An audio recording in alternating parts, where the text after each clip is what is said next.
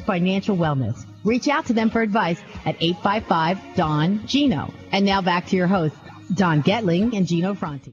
Well, welcome to the second half of the Don and Gino Real Estate and Finance Show every Saturday, 9 a.m. to 10 a.m. for over 6 years, sharing so much great information about real estate, finance, the economy, and now we're trying to help you grow. Because remember, what's our saying? I was just going to say, Don, don't forget to tell people that the reason we do this is to guide you to personal and financial wellness. So from time to time, you might say, this has nothing to do with mortgages, or it has nothing to do with real estate, and that's okay, because it still helps us guide you to personal. And let's see, how often do we bring up what the interest rates are? Never. We don't control them. We just help you get in, help you with the dream of home ownership, and we love sharing all the other avenues of your life to help guide you to personal and financial wellness. And today we brought a really, really good guy in because we're now starting a new series we just started called Interview with the Giants, a success series. And our goal is to go across the nation, reaching out to some of the top professionals in every field and helping share their success tips, their stories, their information, and guidance to hopefully, again, guide you to personal and financial wellness. Yeah, so today's no different. We've been having a great time here with Rob, and I know we have a lot of content to still go over, so let's bring it on. All right. Well, first, if you're going, who is this guy? Go to bestsellerpublishing.org or Rob Kosberg, Kosberg.org, and you'll find out more. You'll find out he's just an easygoing guy, very simple, and he went from, like us, and I'll, throw a little of your background out there, Rob, that you were big time in the real estate, just like us, crushing it, and then the market humbled all of us. And you made a spin, and I'm going to have to, before we go into the Ernest Hemingway era, what made you make that switch, though? You decided not to go back into real estate, obviously. You went into financial services. What got you into helping a lot of us write a book and how to promote it and profit from it? Yeah, good question. I backed into it. When my book became really successful and helped me really explode my business. It was 2009, so economy was still pretty bad. And yet I started this brand new business, and it ramped to, $1 million in income the first year and then multi-millions after that. And I just had a bunch of people asking me, hey, Rob, how are you doing it? What did you do to pivot during this terrible economy? And I told them, that I wrote a book. And that the book helped me get on TV, and then I ended up having my own radio show and kind of owned the airwaves in South Florida for a number of years when it came to financial services. And so people started asking me, do you think it would work for me?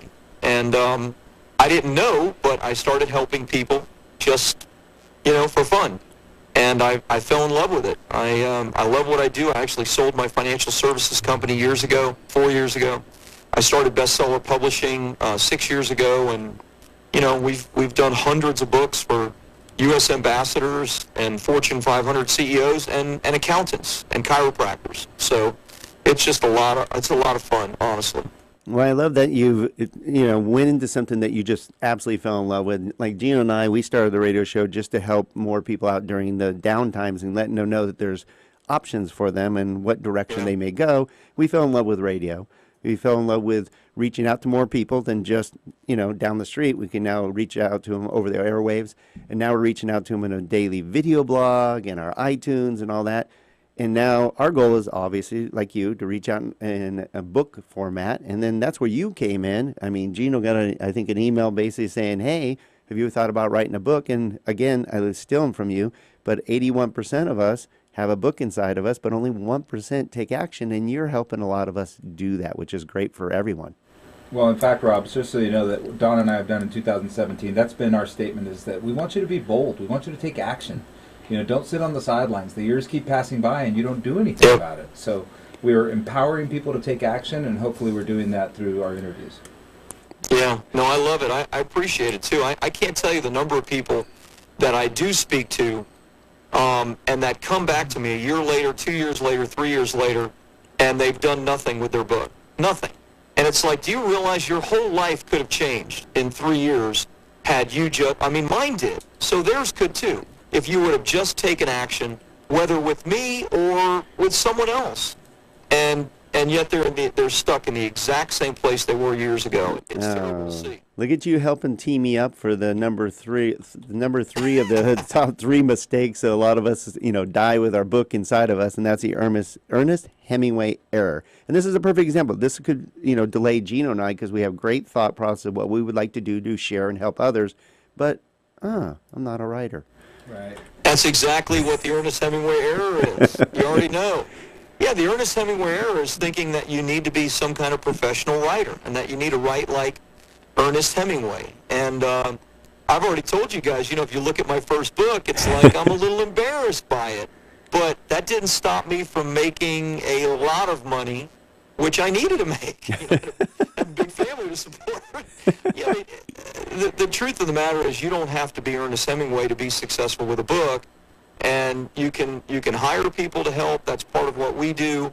Or you can do it yourself. It takes longer, and yeah, there's work involved, but you shouldn't let that stop you. You have to invest something, either your time or your resources to get it done. And from my perspective, there's hardly anything else in business as valuable as having a best-selling book. Great information from Rob Kosberg, ROBKOSBERG.org or bestsellerpublishing.org. So what I wanted to touch on is something, and I tend to go backwards a little bit every time because I've been thinking about this for a little while. You mentioned that you released your book in 2008 and it was called Life After Debt. Yep. And that brings me to the point of timing. In order to be a market-disrupting book, don't you think timing is absolutely critical? I mean, there was a lot more debt at that time than there ever was, pretty much, and people struggling with it. If you release, let's say you the Trump effect right now. Yeah, you release something on REOs right now, people aren't going to read it, but you release something on REOs, and people, a few years ago, people would be all over it. How do I list an REO? So timing, how much does that have to do with it?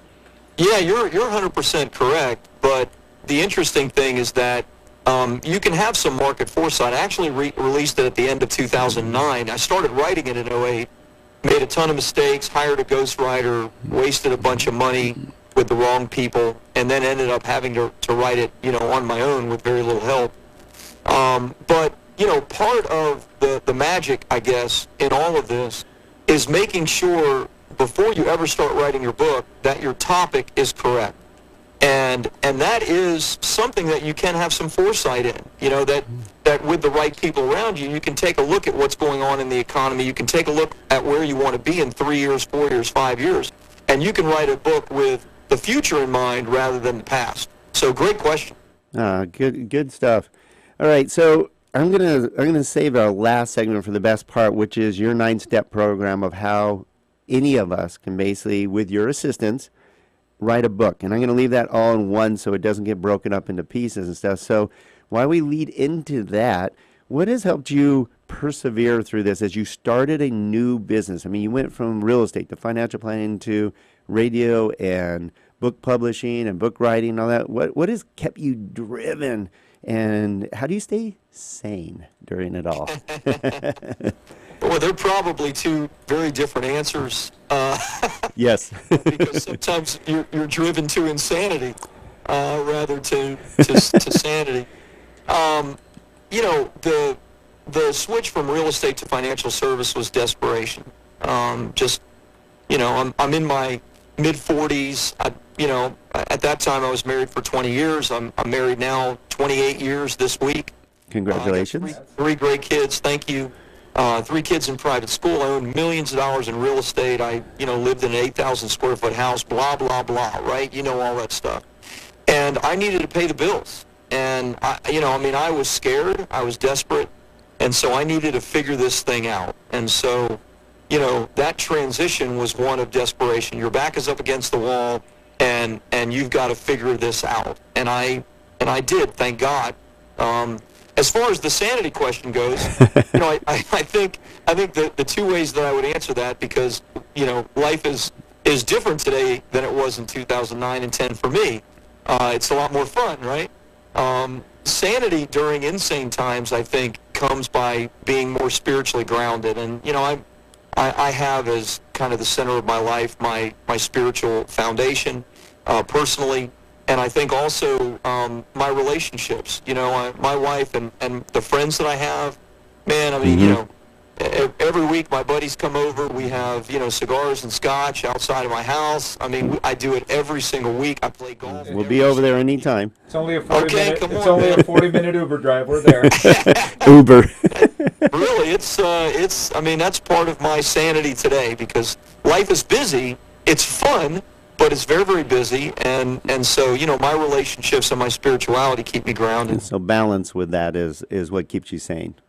Yeah, totally. Yeah, it's similar to Gino and I. That's the same thing. We work hard to play hard, and we are very fortunate. We're surrounded by some great people that make life really enjoyable. All right, we're going to make your life enjoyable for anybody that has thought about writing a book, or you probably know somebody who has, or somebody who's written one that didn't go anywhere. Maybe you can help them out. And by going to Rob Kosberg, he's going to share his 9-step process of how to take the book from your mind and your ideas and put it to paper and potentially to profit. When we come back to the Don and Gino Real Estate and Finance Show on your hometown station, AM 1220 KHCS, we'll be right back.